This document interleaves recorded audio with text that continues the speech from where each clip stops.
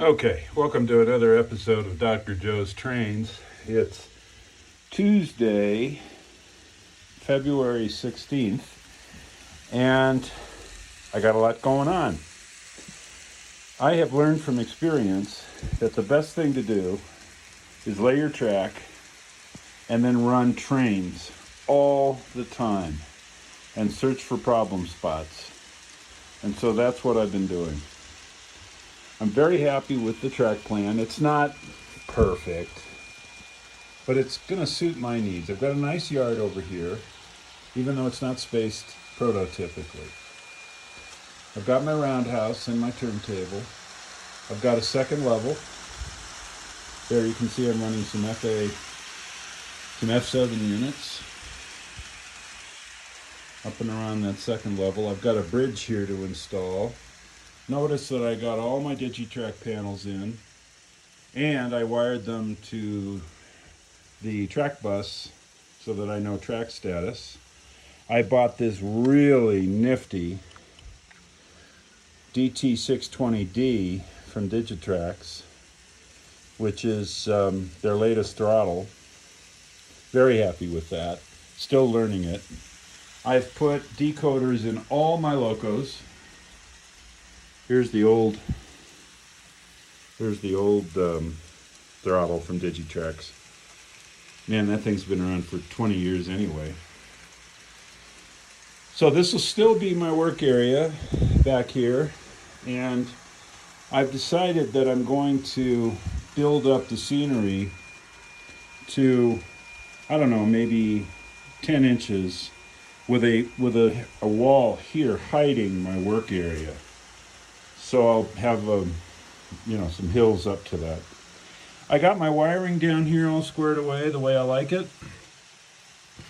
Got 16 switches. Actually, I got 22, but some of the throws are doubled up. There's my Digitrax DCS210 command station and booster. And then I've got some batteries cooking there for recharging.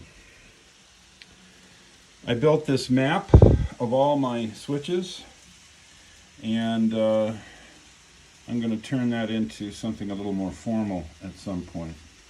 But there you get an idea of the layout. Okay, so here's just a junkyard find.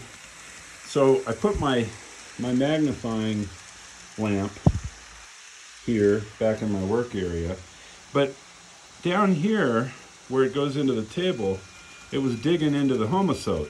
So I went out to the junk pile in the garage and I found one of those mounting plates for a suction cup that holds your GPS or your telephone, whatever.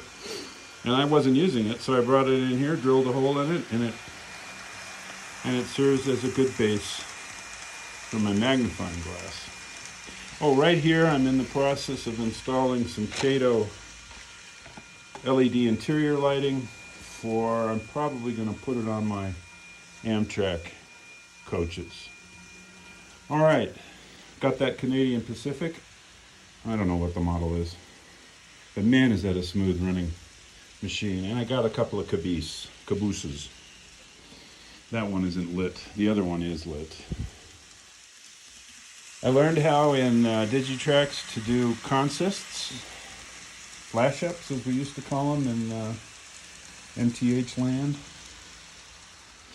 Still got 3 good locos in the shed, 2 of which have sound. I'm still learning how to throw the configuration variables for sound. I added a spur out here to hold some of my intermodal units.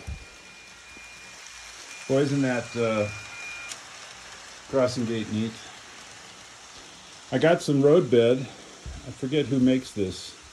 In any event, it's stick-on road bed, and I'm going to be adding that to this, what will become a highway bridge leading into the city.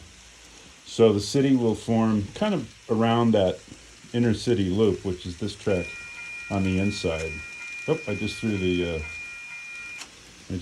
crossing gate. So the inner city loop is this, crosses over and goes around. And I am going to go, Caleb, I am going to go with Metra, the Chicago Metra setup. What do you call it? Units. Another Digitrax control panel here. I added another siding on this side because I needed another siding. I've got too many cars and too many locos. My reversing units, as you can see, there's one there, and then this one over here, worked perfectly. Very happy with how they turned out. Not so happy with a few of the switches and how they tend to control power. Now these are power routing switches from Kato, and I don't know what's going on here with this short 10-inch piece of track, 9-inch piece of track, because when I throw that switch, this goes dead. So I gotta add some feeders here, and I will be doing that shortly. Another Digitrax panel there with track status lit up. And remember, this whole end of the layout over here will be covered up with scenery and tunnels. You won't be able to see it go into the mystery extension. So I've got a lot of work to do in the middle. I got some plaster cloth right here at my hobby shop. Going to be experimenting with that just to get back into the feel of things. And then lastly, I'm collecting cardboard boxes because I'm going to use that lattice method for building hills, where you cut the cardboard into 1-inch strips and then you use it to form the basis of your mountains, and then you put the plaster cloth,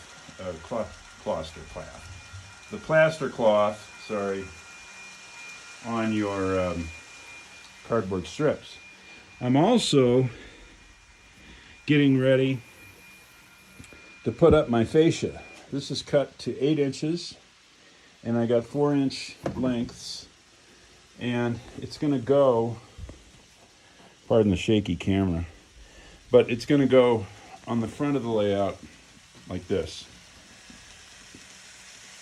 Probably not that high, probably down with 2 inches above the road bed. Primarily in this area to keep me from knocking over my intermodals, my stack turns. So I've got to go to work on that, and then I'll paint this black and also do cutouts for my Digitrax control panels. So that's it. And all of that in between teaching college classes. In fact, I got to go upstairs right now and record a couple of lectures. But you know what? The heck with them. I want to play with trains. I just love that. I got a B unit on order, by the way. A powered and with sound too. Here comes that lighted caboose. I know these things don't have cabooses anymore. Caboose. That's my George Bush. God bless him. 4141. Runs like a champ. And there's the lighted little caboose. Okay, folks, I'm at 8 minutes, which is about my limit. I just wanted to share this with you. I'm really happy with how it's come along. And I'll do another update in 10 days or so. Can't think of anything else to tell you. Happy railroading.